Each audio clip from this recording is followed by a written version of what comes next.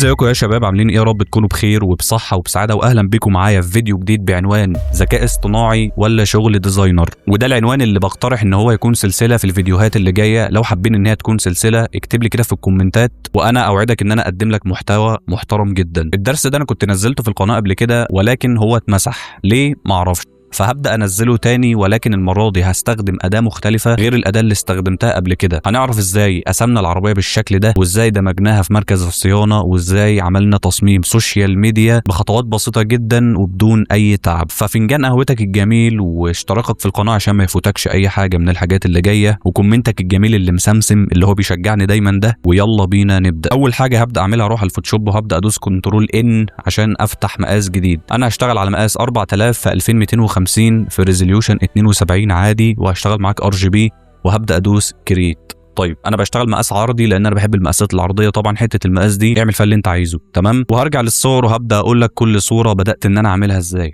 طيب هبدا اشد صوره العربيه كده معايا اول حاجه بالطريقه دي كده، وخلينا نروح على جوجل ونروح على موقع LM Arena. طيب انا جبت صوره العربيه دي عادي جدا من جوجل، بدات اروح على جوجل وكتبت هنا في السيرش اوبل انسيجنيا او اي عربيه، بس انا عشان بحب الاوبل فانت هجي لك العربيه هتبدا تاخدها كوبي. انا بدات اخد الصوره كوبي بالشكل ده، وبدات اروح على موقع LM Arena واخترت الموديل ده اللي هو جيميناي 3.1.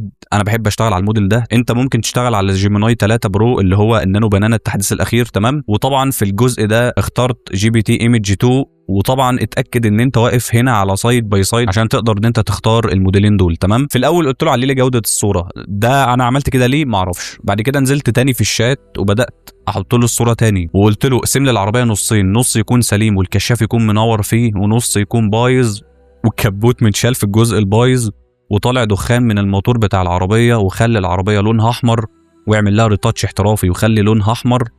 بقول له خلي لونها احمر مرتين، ومحتاج العربيه تكون على خلفيه بيضاء وعلي جودتها جدا. فهو بدا يديني النتيجتين دول، يعني الى حد ما النتيجه دي شكلها كويس. وبعد كده حطيت له العربيه تاني وبدات اكتب له نفس الكلام تاني واداني النتيجتين دول. طبعا النتيجه دي حلوه جدا وقويه جدا، ولكن الخط الاحمر ده ما عجبنيش، فانا خدت الصوره دي. طبعا انت ممكن تقعد تحاول وتكرر كتير لحد ما تاخد النتيجه اللي ترضيك، خلاص. فانا عملت داونلود للصوره. بعد كده كتبت له هنا تاني، قلت له عايز صوره لمركز صيانه سيارات يكون المود بتاعه باللون الاحمر، وتكون مساحته واسعه ومفيش زحمه في المعدات، والصوره تكون سينماتيك واحترافيه جدا. فبدا يجيب لي الصورتين دول، فانا بدات احمل الصوره دي. بعد كده رحت على جوجل الجميل وبدات اكتب هنا في السيرش اوبل انجن BNG عشان يجيب لي الموتور بتاع اوبل، وبدات اعمل له داونلود. خلاص اهو هو ده الموتور. فبدات اخش عليه وادوس عليه دوسه كده عشان يوديني على الموقع، وبدات ادور على الصوره لحد ما لقيتها وعملت لها داونلود. فهرجع بقى معاك للفوتوشوب الجميل وهبدا اعمل ريموف باك جراوند للصوره دي. بعد كده هقف على الباك جراوند وهرجع للصور تاني وهبدا اشد الصوره دي وهكبرها في الجزء ده كده، تمام. ولكن انا مش عايزها تكون كده، يعني انا حاسس ان المنظور بتاع العربيه مش راكب على المنظور بتاع الصوره. فهقف على الباك جراوند وهبدا ادوس كنترول تي وهبدا اروح لاداه الورب دي من هنا، ومن هنا هبدا اختار الارش وهبدا انزل بالصوره كده، وهاجي عند المربع ده وهدوس عليه وهنزل لتحت بالشكل ده كده عشان يعوج لي الباك جراوند بالشكل ده كده، تمام. بعد كده همسكها بكنترول تي تاني وهبدا اكبرها سنه كده عشان املى الابيض ده. العربيه انا ممكن اجيبها في الجزء ده كده وابدا اصغرها سنه، وهبدا اخد منها كوبي بكنترول جي من الكيبورد، وهقف على العربيه اللي تحت وهبدا اقف على الماسك من هنا، وهروح للبراش تول وهبدا اخلي المربع هنا على ابيض. هتدوس على حرف اكس من الكيبورد عشان يتقلب معاك. وطبعا هنا هبدا اقلل الفلو شويه، وهصغر السايز من حرف الجيم من الكيبورد، وهبدا اظهر كده الاجزاء دي عشان يظهر لي الشادو بتاع العربيه بالشكل الاحترافي ده، تمام. هو كمان بيبدا يظهر الانعكاس بتاع العربيه اللي كان في الصوره الاولانيه. ومن هنا ممكن اخلي المود بتاعه على مالتيبلاي عشان يبقى واقعي اكتر. خلاص زي الفل. طيب العربيه انا ممكن اقف عليها لفوق واخليها كونفيرت تو سمارت اوبجكت. بعد كده هروح للادجستمنت لاير وهختار كلر بالانس وهبدا اظبط الالوان بتاعتها واوديها ناحيه الاحمر سنه وناحيه الاصفر حاجه بسيطه. وفي الهايلايت هبدا اعمل نفس الكلام، وطبعا في الشادو هديها سنه احمر كده عشان تبقى ماشيه مع الباك جراوند، تمام. لو ركزت هتلاقي ان الاضاءه جايه من فوق كده العربيه انا كنت محمله عليها اضاءه من فوق بالشكل ده، تمام. فاحنا مش هنتعب في حته توزيع الاضاءه دي كتير. ولكن لو ركزت في العربيه من ورا كده بالشكل ده هتلاقي ان في ابيض. الابيض ده اللي هو بتاع الباك جراوند البيضه. فهقف على اللير بتاعه العربيه وهدوس كليك يمين وهبدا اختار ريسترايز لاير عشان اجيب البين تول وابدا امشي على الابيض ده كده واحده واحده. خد وقتك في الجزئيه دي. وهبدا ادوس كنترول انتر من الكيبورد عشان يعمل لي سيلكت بالشكل ده. بعد كده هقف على اداه السيلكت المربعه وهدوس كليك يمين واختار لاير فيا كات، ولكن انا هخليها فوق خالص عشان الكالر بالانس ما يضيعش. تمام. وهبدا اقلل الاوباستي بتاعها بالشكل ده عشان يديني شفافيه من ورا كده، والورشه او مركز الصيانه يبقى باين من ورا. وكده كده انا هسيب لك صوره العربيه متفرغه. خلاص. ايه اللي انا محتاج اعمله تاني؟ اللي انا محتاج اعمله تاني ان انا ارجع للصور وابدا اجيب صوره الموتور ده معايا واسحبه كده عشان اوصل الفكره اكتر، عشان اوصل فكره الحفاظ على العربيه او موتور العربيه وما اوصلهاش للشكل ده. خلاص. فالموتور ده ضايع خالص، فهبدا اجيب البين تول وهبدا اعمل سيلكت على الاجزاء دي كده. همشي على الاجزاء دي واحده واحده عشان اقص الابيض اللي في الارض ده. خلاص. طبعا انت خد وقتك في حته البين تول دي عشان القص يطلع معاك مظبوط. وهلف اللفه دي كده وهبدا ادوس كنترول انتر وهقف على اللاير، كليك يمين ريسترايز لاير، وهدوس ديليت من الكيبورد عشان يمسح لي الابيض اللي كان على الارض ده. هبدا اقف تحت اللاير بتاعت الموتور وهعمل نيو لاير من هنا، وهجيب البراش تول وهبدا اختار من هنا اللون الاسود، وهبدا ادوس كليك يمين عشان ابطط البرش بالشكل ده كده. هتضم النقطتين دول على بعض. خلاص. وهبدا بعد كده امشي واحده واحده تحت اللاير بتاعه الموتور عشان اعمل الكونتاكت شادو. خلاص. طيب هو الموتور المفروض يبقى رامي شادو لقدام عشان الاضاءه اللي جايه من فوق، فهقف على اللاير بتاعه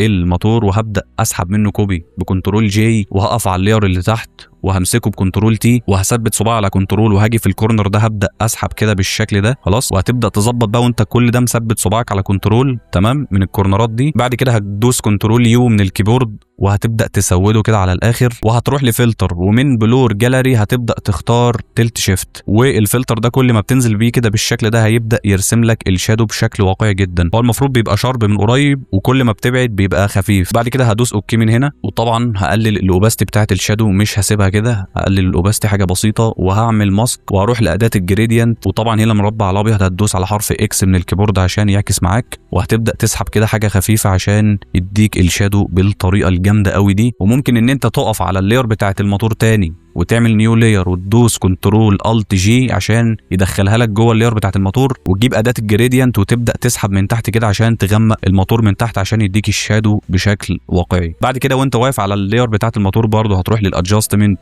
وهتختار الكالر بالانس وهتبدا تدخله في التون بتاع الصوره. طبعا بقى ايه انت وعينك في الجزئيه دي، يعني ودي ناحيه اللون الاحمر حاجه بسيطه جدا وناحيه الاصفر حاجه بسيطه برضو. وممكن تروح للادجستمنت مره تانية وتختار البرايتنس وتبدا تقلل البرايتنس بتاعته سنه عشان يخش في التون بتاع التصميم. طبعا ورا اللاير بتاعه الموتور هبدا اغمق ناحيه الجزء ده في العربيه، فهقف على اللاير بتاعه العربيه وهدوس نيو لاير من هنا وهجيب البراش تول، ولكن المره دي هخليها مدوره بالشكل ده وهكبرها عشان ما لطعش في الجزء ده، وهبدا ايه واحده واحده كده عشان اغمق الاجزاء دي. طبعا انت خد وقتك في التفاصيل دي لان التفاصيل دي بتفرق وبتدي شكل جمالي جدا في التصميم بشكل عام. انا هقف على اللاير بتاعه الباك جراوند وهبدا اعمل لها لوك عشان ما تتحركش معايا، وهمسك اللايرات دي كلها هجيبها في الجزء ده كده. تمام. عشان في الجزء ده هكتب التايبو او هكتب التي او في بتاعي. خلاص. ممكن امسك اللايرات دي كلها واكبرها شويه كده، وهقف فوق خالص وهعمل نيو لاير وهجيب اداه الجريدينت، ولكن المره دي هخليها باللون الاحمر وهبدا اسحب كده من قدام عشان يخلي لي التصميم احمر من قدام بالشكل ده كده اهو. طبعا الحاجات دي برضو بتدي شكل جمالي. وهعمل نيو لاير تاني وانا واقف على نفس اداه الجريدينت هبدا اسحب كده بالشكل ده عشان يخلي لي الاجزاء دي لونها احمر عشان هكتب التايبو في الجزء ده.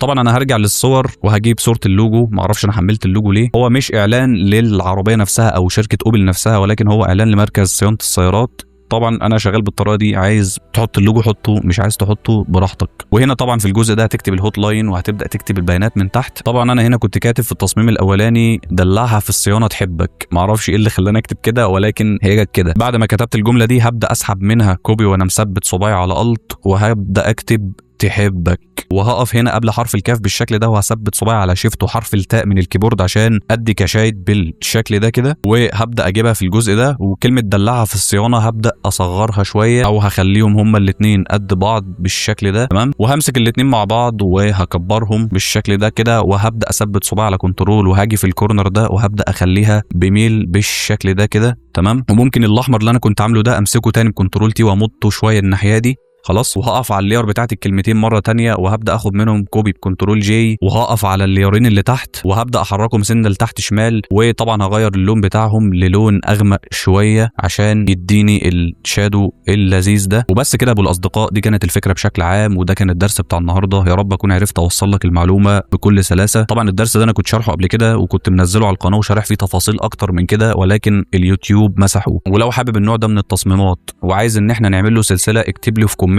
وانا هقدم لك محتوى محترم جدا في الفتره اللي جايه. وبس كده، اشوفك في فيديوهات جايه احسن واحسن. سلام.